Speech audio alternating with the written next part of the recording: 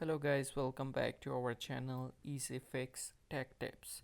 So guys, in this video I will tell you that how you can compress a folder or a file into RAR file.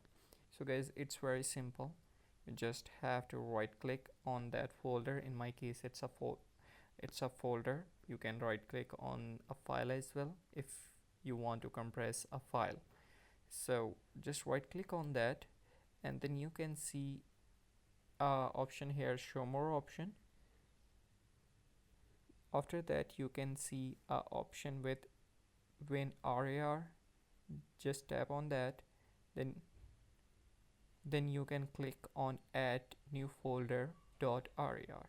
By tapping on that, you can see a compressed folder in RAR file is present in white in front of you, and that only work in the case if you install WinRAR in your computer. So guys, that's it for today's video. Don't forget to subscribe our channel Easy Fix Tech Tips. I will see you in the next video. Have a great day. Bye bye.